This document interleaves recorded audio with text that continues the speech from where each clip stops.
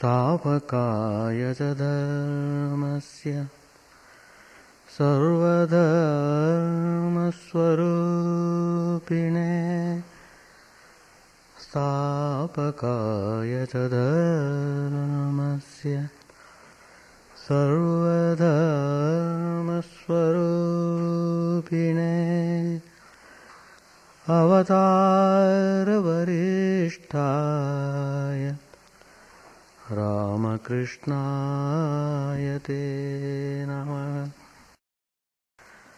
निरञ्जनं नित्यमनन्तरूपं भक्तानुकम्पाधृतविग्रहं वै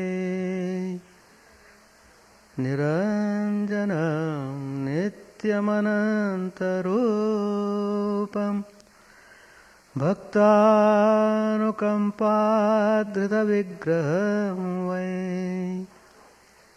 ईशावतारं परमेशमीड्यं तं रामकृष्णं शिरसा Namami. Let us bow down to Sri Ramakrishna, the embodiment of all religions, the Supreme God Incarnate, who is adored by all, pure, eternal, infinite by nature. Out of His infinite grace on the devotees, the Divine Supreme has assumed a human form in the form of Sri Ramakrishna. Let us bow down to Him. Let us try to dwell upon the personality of Sri Ramakrishna. Let us offer our salutations to Sri Ramakrishna, the embodiment of all religions, the Supreme God Incarnate.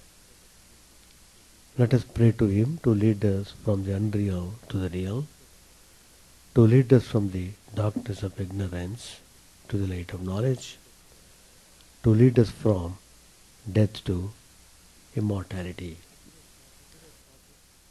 Today's topic: Sri Ramakrishna's unique way of teaching.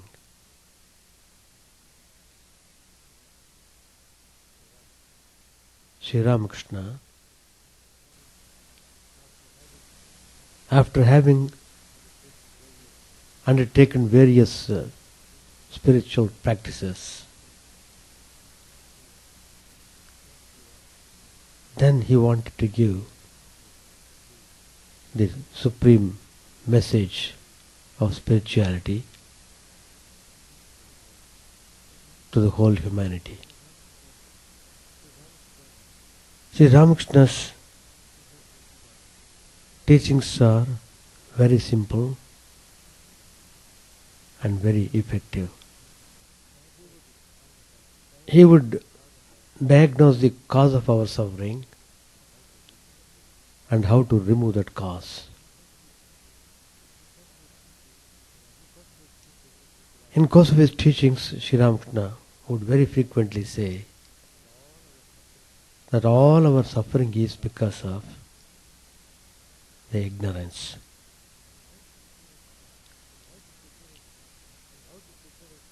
And how this ignorance has come, we don't know.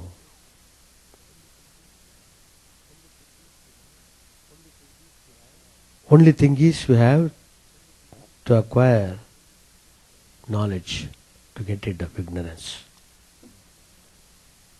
That's all. In course of his teaching, Swami Sri Ramakrishna has emphasized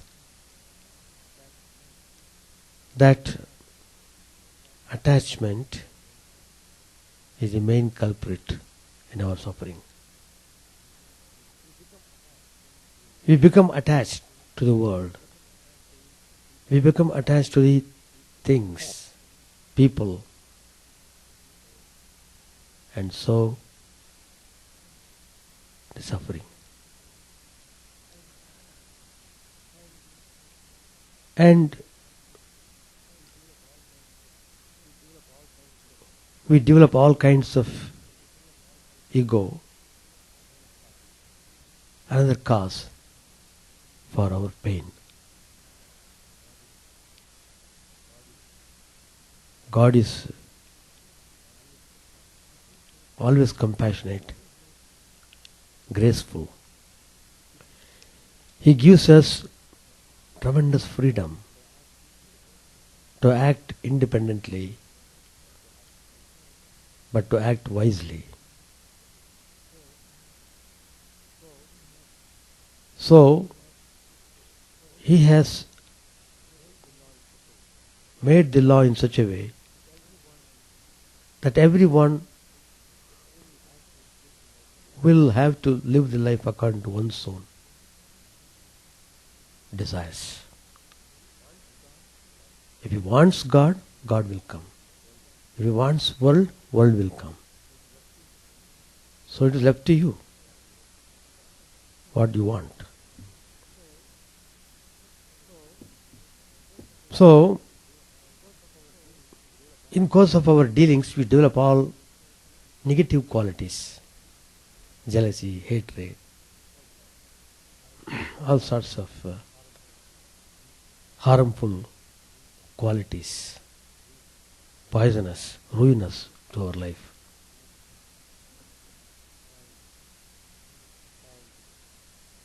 And even the spiritual persons also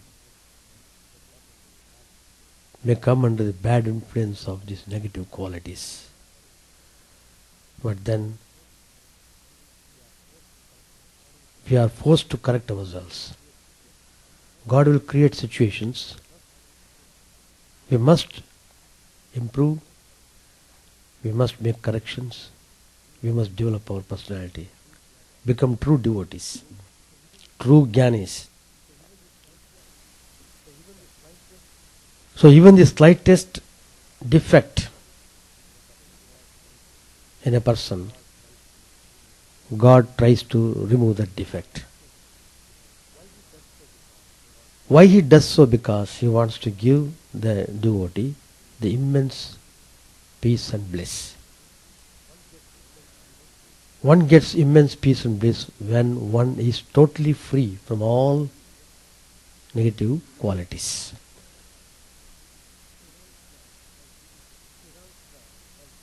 Sri Ramakrishna, while dealing with this subject, tells about how at one point of time Narad became somehow proud of his devotion to Lord Vishnu. There is no doubt about his devotion at all. He was all the time repeating Vishnu's name,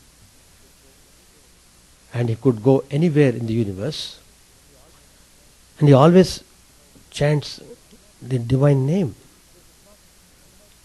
So it is not unnatural for him to feel that he was a devotee. Perfectly all right. But what was the mistake he committed was, he thought he was the greatest devotee. That kind of pride worked in a subtle way, but God knows that is dangerous. It starts in the beginning like very small thing, then it destroys the whole person. So God wants to show him who really is the great devotee, so that he shouldn't have any kind of that egoism or proud that he was the greatest devotee of all the people in the universe. So he called him and simply told him, look, I want you to visit a farmer's home. Please go and see how he conducts his life from morning to night, and what devotion he is practicing. Afterwards you come back and report to me. So Narad thought, why God is directing me to go there? Of all the people, the farmer. Anyway, he was curious to know. For the time being, he was not aware that he was nurturing pride in his heart that he was the greatest devotee. Eventually he will come to know. So he went.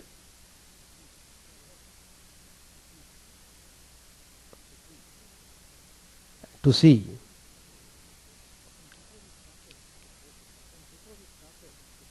And before he started to go to farmer's home,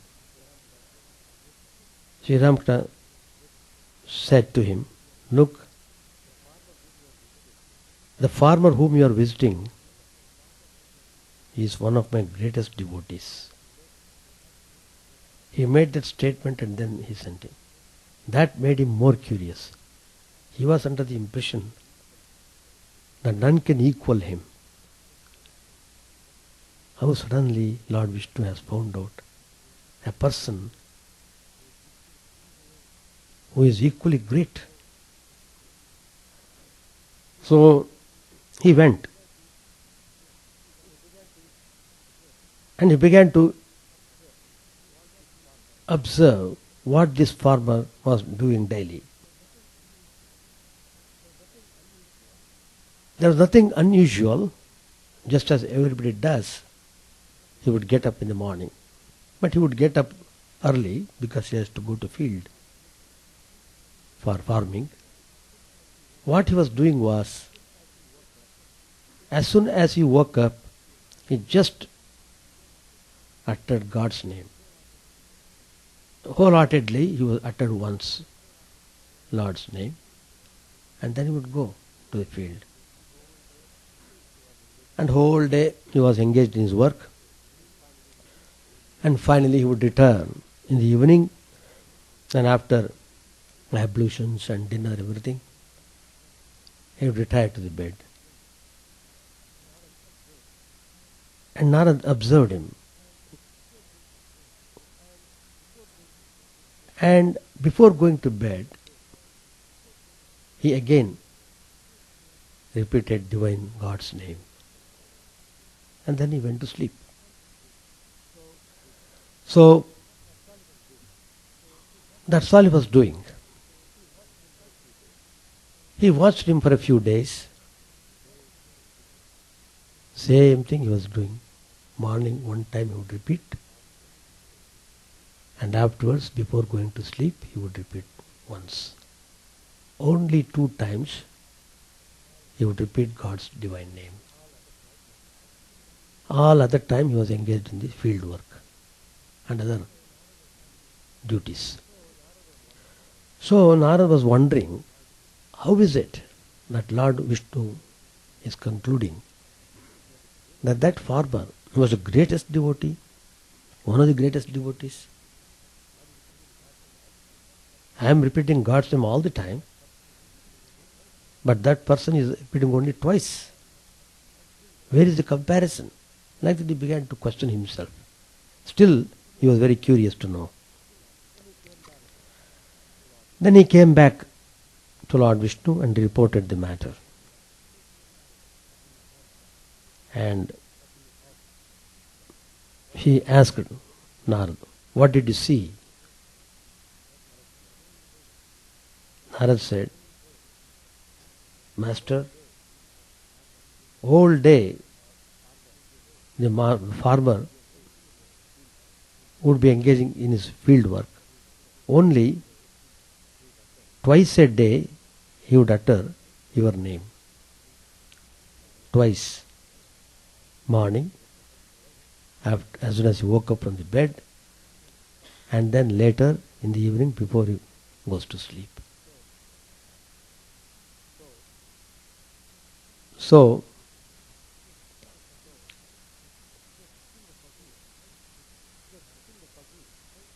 it was still a puzzle in Narad's heart how Vishnu considered this farmer as one of the greatest devotees.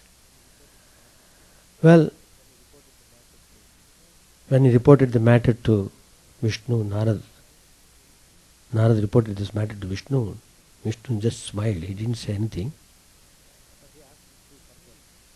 But he asked him to do further certain things.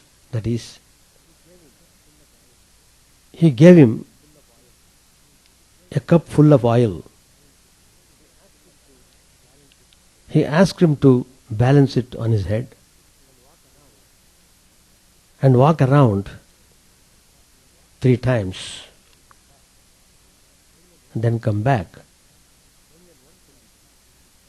Only on one condition, that he should not spill even a single drop of oil. The cup was full of oil. So, as directed, Narad placed the pot of oil on his head and he started to walk. Very carefully, all the time while walking he was watching that his head would not shake. His whole mind was fixed on the cup of oil on his head, because not a single drop should spill out. That was the condition. With great difficulty, he completed the task and came back to Lord Vishnu. Then Lord Vishnu asked him, "Good, you have succeeded in doing this job, not spilling the oil. But please tell me, how many times did you think of me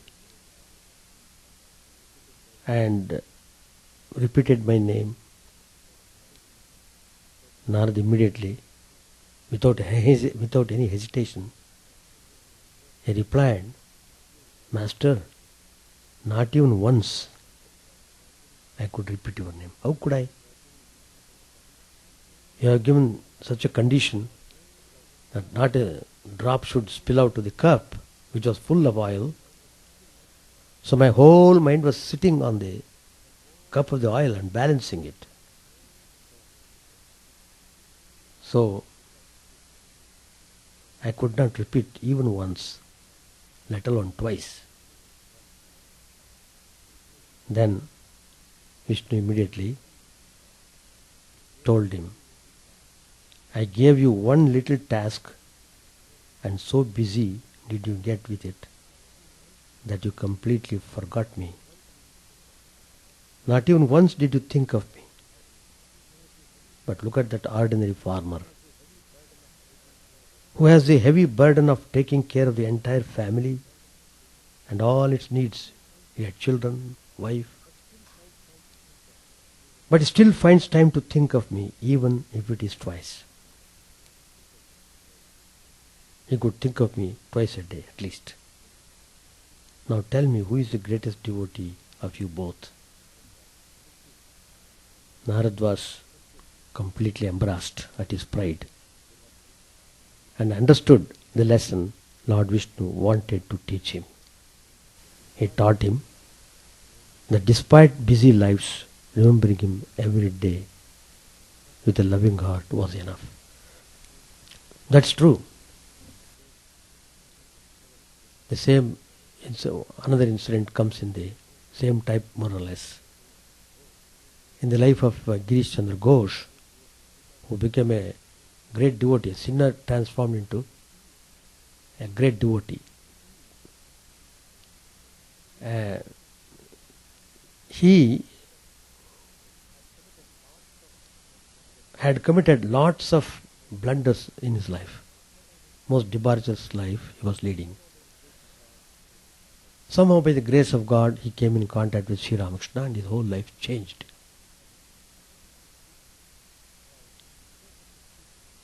And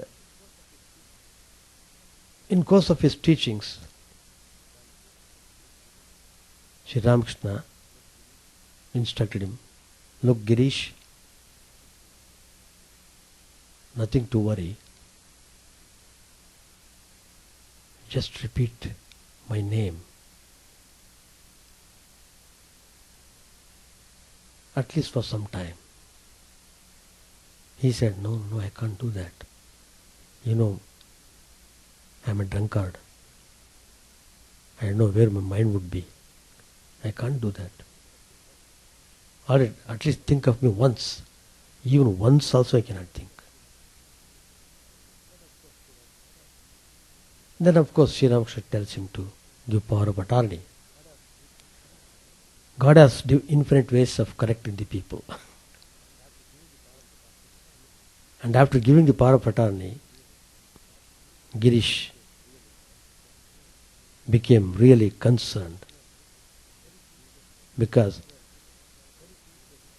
he was a very sincere person. The one greatest quality in Girish Chandra Ghosh was he was very sincere. God took that. That's all. That's enough. If you are sincere, I will do everything for you. And he did. Because he was sincere, he could not do anything without the permission of Sri Ramakrishna. Even if the idea of drinking comes, he would say, immediately he would see Sri Ramakrishna, and he could not do drinking at all. Anyway, in a thrilling life. So Sri Ramakrishna is emphasizing the fact that one should not feel proud.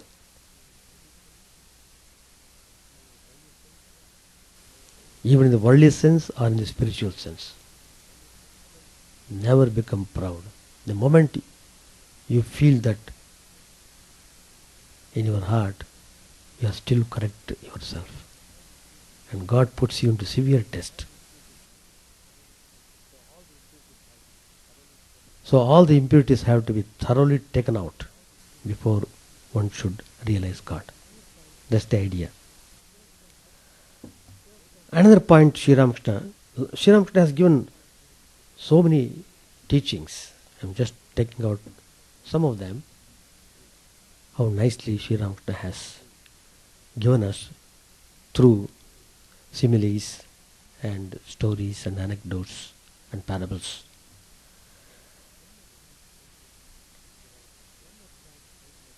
Sri Ramakrishna says, one must have childlike faith and the intense yearning that a child feels to see its mother.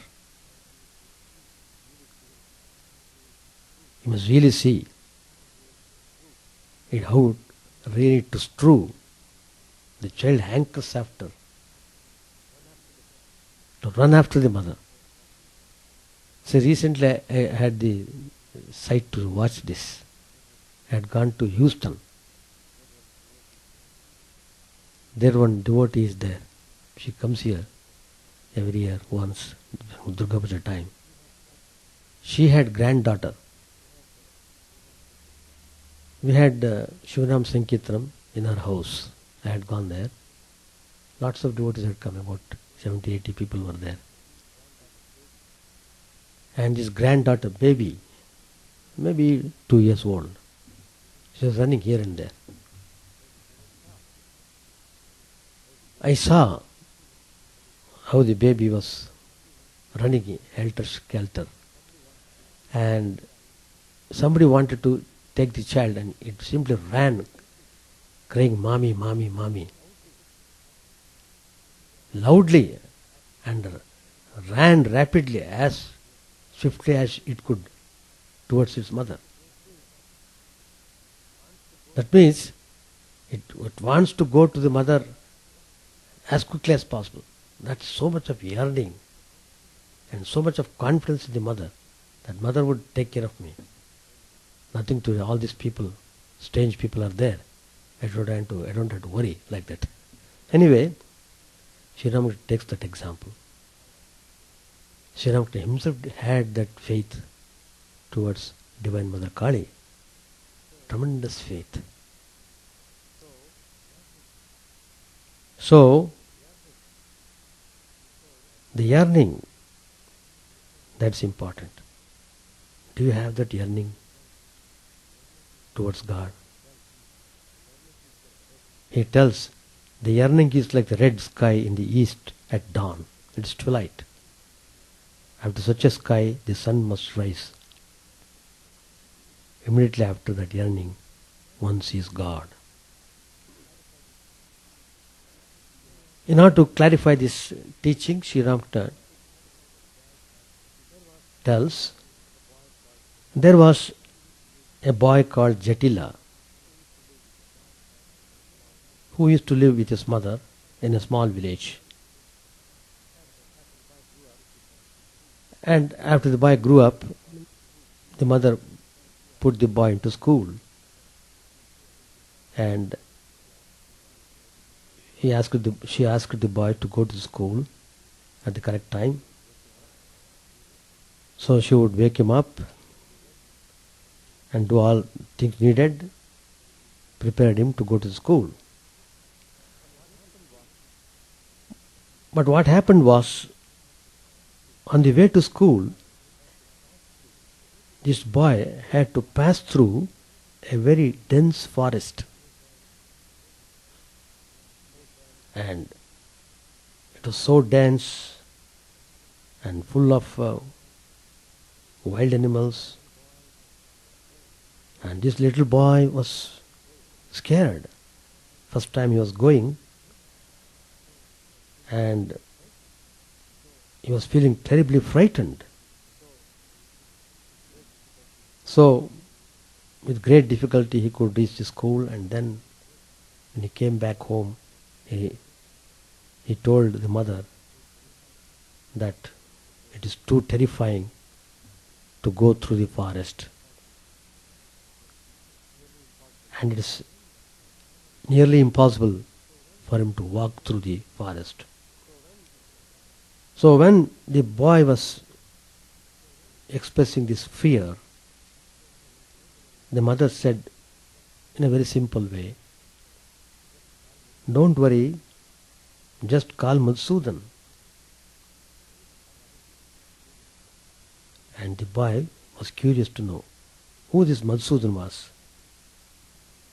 And the mother said, he is your elder brother. He will come and take care of you whenever you call out to him.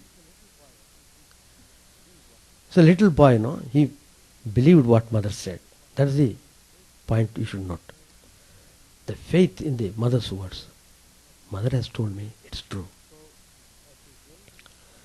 So, as usual, he went to school next day, and when he was passing through the forest, he was in the grip of fear. Then he called out Madhusudan, and he began to cry so full of concentration, and he was pleading, I am afraid, please come, where are you, I need you. Then immediately, after some time,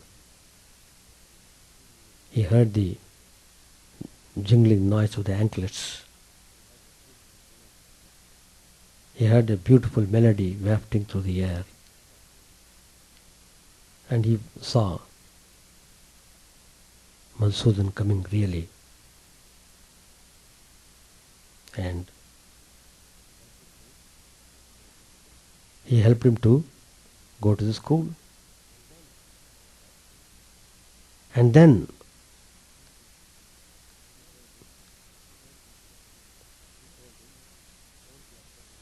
he told him, don't be afraid anymore.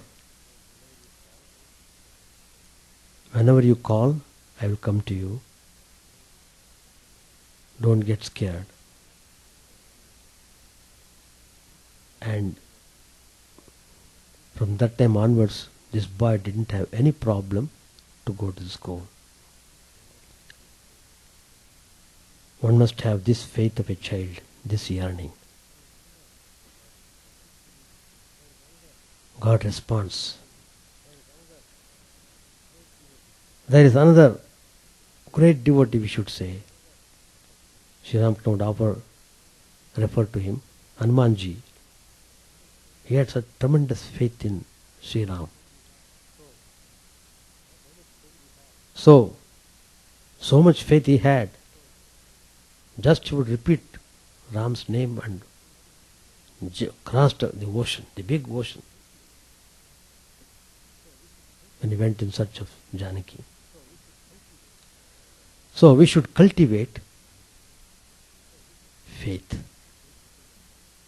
Sincere, if you are sincere, faith will come. Faith depends upon your sincerity and your character. If your character is free from blemishes, then you become gold. We are gold, but we are covered up with impurities. These impurities are to be taken out by burning them. Suffering is burning. Suffering comes to purify us, to remove all blemishes from our life. But at the time of suffering, we don't feel that. Why the suffering? Why God has given? Suddenly God's name will come to us when suffering comes. When you are happy, you don't think of God at all. You think it's all okay. But when suffering comes, you feel, why God has given suffering to me. But if you know this fact, suffering comes only to purify us, then you will be uplifted. Then Sri Ramakrishna tells, one should cherish pure love towards God. If you have that purity, then you will surely see God.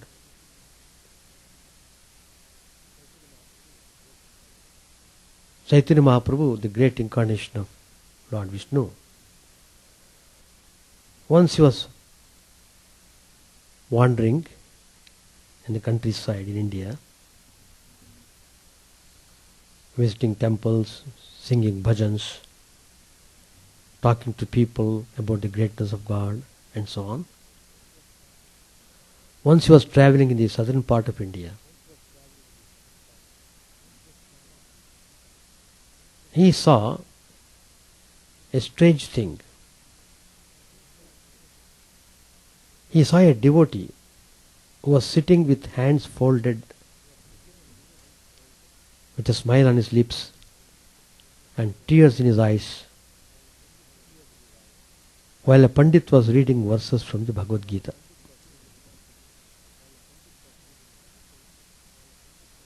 People around noticed this, and it looked very strange, because the person who was shedding tears was an ordinary man. He could not even read. He doesn't know Sanskrit. So how could he catch the meaning of the verses which the Pandit was reciting? But still, he was shedding tears while the Pandit was reciting Bhagavad Gita. And when he was questioned, he replied,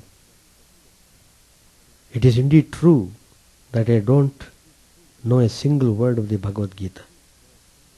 But all the while it was being read, I could not help seeing with my inner eyes the beautiful form of my Lord Krishna seated before Arjuna in a chariot in the field of Kurukshetra."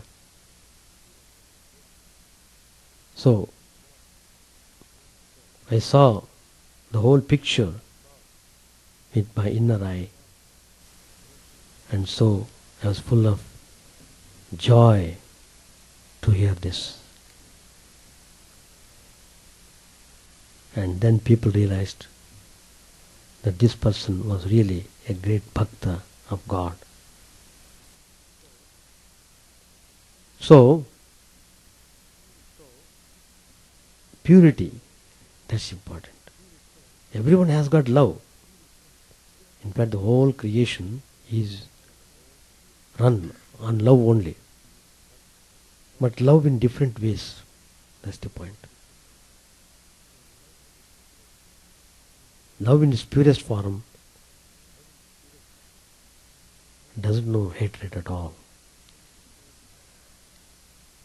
Anyway, we must give a good turn to our love which we are cherishing in our ordinary life.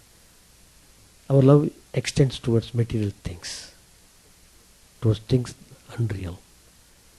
But direct that love towards the reality and you will enjoy the bliss. Sri Ramakrishna,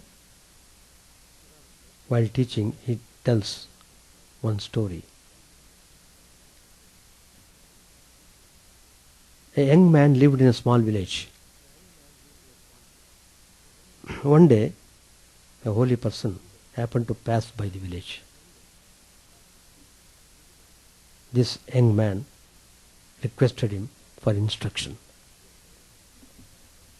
The holy man said, "Love God with all your heart and soul." The young man is a young man, so immediately he began to ask, "Master, I have never seen God or meet him. I have not met him at all. At best I have just heard vaguely about him. How is it possible for someone like me to love him, whom I don't know, whom I have not seen?" It's a very good question. The holy man then devised a method. He asked the young man whom he loved most in this world. The young man replied, "I have nobody to care for.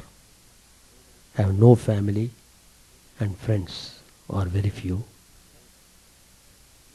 But I have a sheep, and that is the only creature I can say that I really love in this world." Then the holy man said, "Very good. Take care of your sheep and love it with all your heart and soul. But always remember that the Lord abides in it." With that attitude, have that spiritual attitude, and then love the sheep. This instruction transformed the life of this villager. He began to tend the sheep with loving care,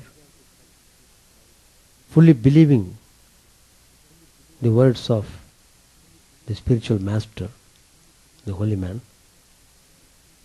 When he fed the sheep, he thought he was offering food to the Lord.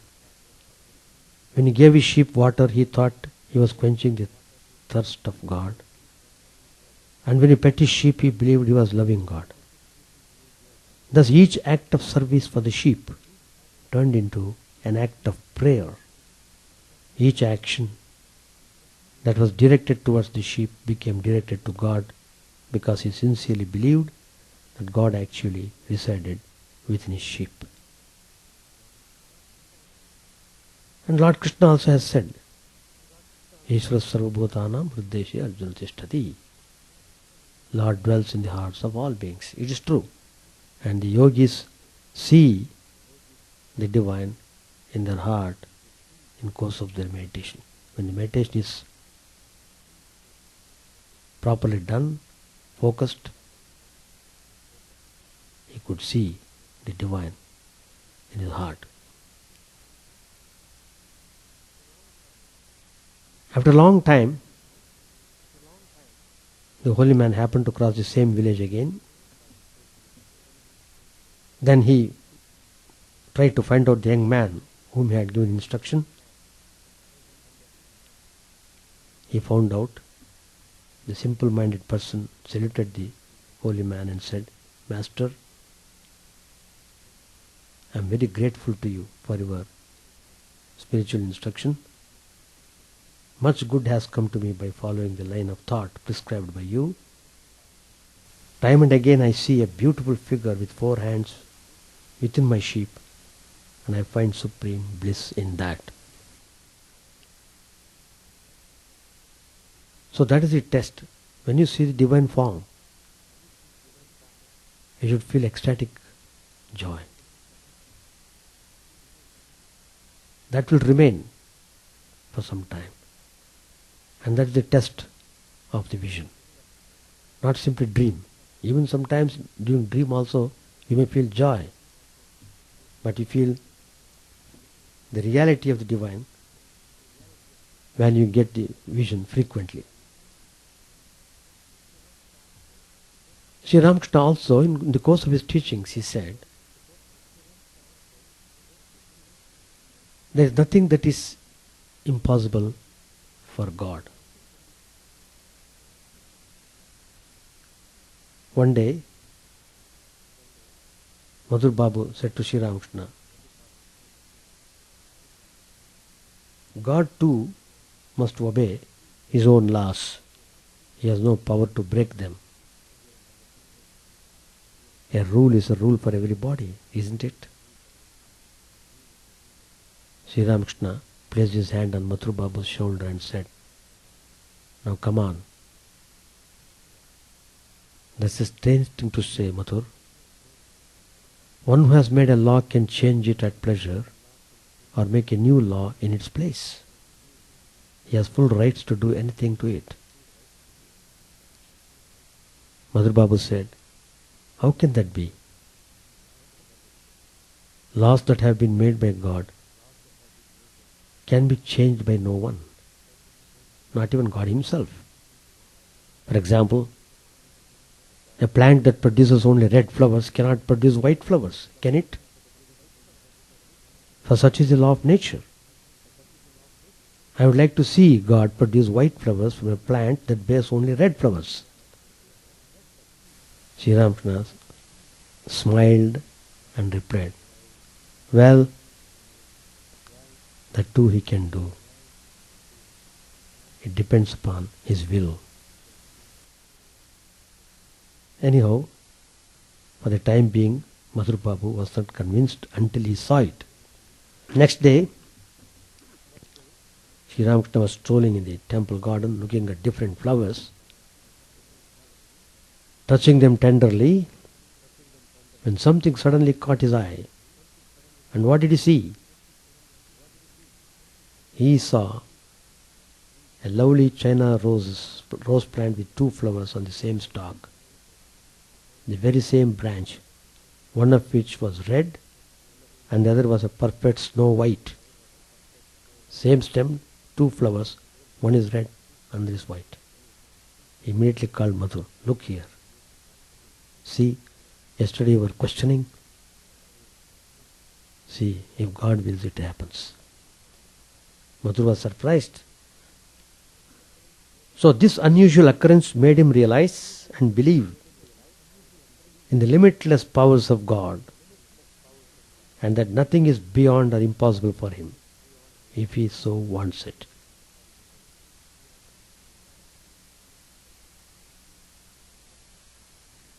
Then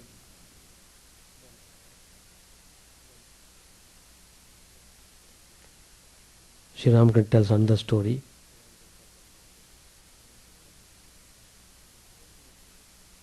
Hold your spade. Once upon a time there was a drought. The farmers got worried. What will happen to our crops? If we don't get water, there will be no food. To solve the problem, they began to cut long channels from the river so that water could come to their fields. But time was running out and it had to be done soon. One farmer was stubbornly determined to finish the task as soon as he could do. So he took a vow and promised himself that he would not stop digging till he connected the channel from his field to the river. So he set to work and began digging the channel with a plough. All through Without rest, he was continuously digging, forgetting everything else. His whole concentration was how to bring the water to his field. Then the daughter came, began to request the father, it is getting late, you are sweating so much, please come home, have a bath, you feel better, you can start afterwards. The farmer didn't even hear and didn't want to hear what the child was telling. He simply said, get away from here. Don't talk now. I have to finish my work. Don't disturb me. So, finally the farmer's wife came. The food is getting cold. Why don't you finish your work after you eat the food? Maybe by tomorrow. Then the farmer became little agitated, irritated, and said, don't disturb me now. I have taken a vow to finish my work, and I will not think of either of a bath or a food until I finish my work. I have to finish this all. I have to finish this somehow. Otherwise you will starve, since there will be no water, no food to eat. The wife got frightened and she ran away. So finally he connected the field with the water. Afterwards he came back home. He himself called his wife and took food, everything, and he began to sleep deeply. So, while other farmers would have to work for a few more days, but this farmer who took a promise, who took a vow, he was feeling immense joy. So that kind of steadiness we should have in our spiritual pursuit. You must determine properly, yes, without compromise, then everything will be okay. In course of time you feel the immense joy out of that rigorous practice. The intensity of practice depends upon the amount of negative samskaras in our mind. Accordingly, one has to do practices. Sri Ramakrishna tells about concentration. Concentration. That's the most difficult thing for every one of us. As soon as we sit and close our eyes, within a few seconds we see how our mind runs in different directions, unable to control. Once Swami Brahmananji was sitting in the chapel at the Dakshineshwar temple. He was trying to meditate, but he was not able to do it. He was becoming restless, and he was about to get up from his seat, not able to do meditation. Just at that time, Sri Ramakrishna was standing there watching him. Sri Ramakrishna trained all the direct disciples. Personally, he trained them. He made them all realize the truth in their lifetime. All of these are spiritual giants. Sri Ramakrishna could know what was disturbing in his mind. He came and touched his head and told him, Rakal, don't get up, continue your meditation, continue, it will be all right. By the divine touch of Sri Ramakrishna, he was able to focus perfectly on the deity, and he was immensely joyful afterwards. So, concentration. When concentration is properly done, then meditation becomes successful. When the meditation is done properly, one gets samadhi. Dharana, dhyana, samadhi. Ashtanga yoga, they are well described. So in order to clear this power of concentration, Sri Ramakrishna tells, one afternoon there was a person sitting on a riverside fishing all by himself. All his attention was focused on trying to catch the fish. Finally, he got the indication that fish was coming towards his net. The man was all quiet, concentrating, holding the rod in his hands, ready to pull it up when fish came near him. So his mind was totally focused on the fishing rod and the bait, and he was looking into the fish, its movement coming towards his net. So he could not think of anything else at that point of time. Just at that time, some traveler, he began to bother him. "Excuse me, sir, can you tell me where Mr. Banerjee lives?" There was no reply from the angler who was concentrating on pulling up the rod. Again the traveler asked the question with full throat. He began to shout. Even then he did not reply. So 2-3 times he shouted, and then he felt annoyed because he could not get any reply from the person. So he went away grumbling. Just at that point of time, when the traveler was about to leave, the person got the fish, immediately pulled up the rod, and he was very happy that he could net the big fish in his net. He was totally relaxed, wiped his face, and immediately called the traveler. "Oh, please come. What were you asking?" But that fellow was angry, he couldn't turn back immediately. "Please listen to me, come back." After shouting some time, the traveler came back and asked the angler, why was he shouting? Angler said, "What are you asking me?" The stranger shouted angrily, "I repeated a question to you so many times, and now you are asking me to repeat it again." The angler replied, "Sir, I am sorry.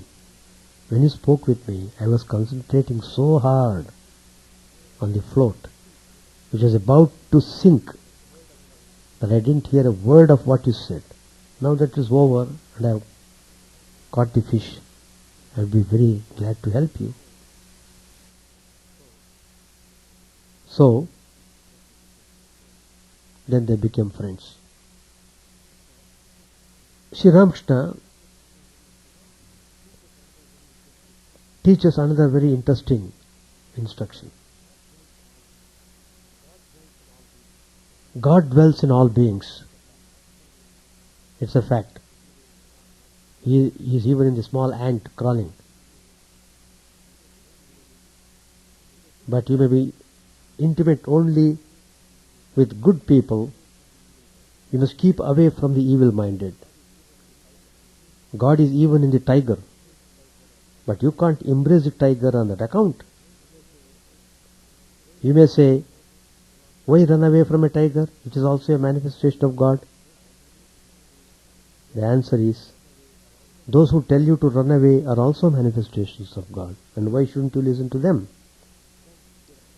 Then Sri Ramakrishna tells the story. In a forest there lived a holy man who had many disciples. One day he taught them to see God in all beings, and knowing this, to bow low before them all, to give respects. A disciple went to the forest to gather the wood for the sacrificial fire. Suddenly he heard an outcry, "Get out of the way! A mad elephant is coming!"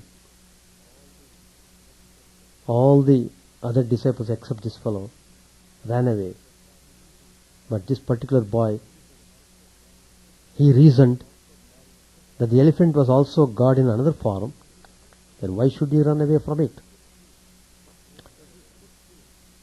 So he stood still, bowed before the animal, and began to sing its praises. The Mahut of the elephant was shouting, "Run away! Run away quickly!" But the disciple did not move. The elephant seized him with his trunk, cast him to one side, and went on its way. The boy was bruised all over the body, and he lay unconscious on the ground. Hearing what had happened, his teacher and his brother disciples came to him and carried him to the hermitage. With the help of some medicine, he soon regained consciousness. Someone asked him, "You knew the elephant was coming. Why didn't you leave the place?" But the boy said, "Our teacher has told us that God himself has taken all these forms of animals as well as men. Therefore, thinking it was only the elephant God that was coming, I didn't run away." At this the teacher said, "Yes, my child, it is true that the elephant God was coming, but the Mahut God forbade you to stay there. Since all are manifestations of God, why didn't you trust the Mahut's words? You should have heeded the words of the Mahut God." Again Sri Ramakrishna tells, "It is said in the scriptures that water is a form of God. But some water is fit to be worshipped, some water for washing the face, and some only for washing plates or dirty linen. This last sort cannot be used for drinking or for a holy purpose. God, in like manner, undoubtedly dwells in the hearts of all, holy and unholy, righteous and unrighteous. But a man should not have dealings with the unholy, the wicked, the impure. He must not be intimate with them. With some of them you may exchange words, but with others you shouldn't go even that far. You should keep aloof from such people." So like that, one should use his common sense, understand the teachings properly, and apply them correctly in life. Then you will really enjoy the life. Life is an experiment. We are all doing experiment on our life. But how we do, that's important. Teachings are there, holy men are there, surroundings are there, environments are there, everything is provided. God has provided everything. God has given intellect also. So we should be careful, we should use our common sense, educate ourselves, cultivate good qualities, establish well in spiritual ways, and then you will have the spiritual benefit. Then you will enjoy this world more immensely than the ordinary people. For ordinary people, the world is an object of enjoyment. But for spiritual people, the world is the abode of God. So, that makes a lot of difference. Spiritual orientation we must give to all our activities in life. So wherever we are, whatever we do, must be connected to God. That way, we'll be able to live a moral life also, build up our personality and become good and realize the truth in this very life.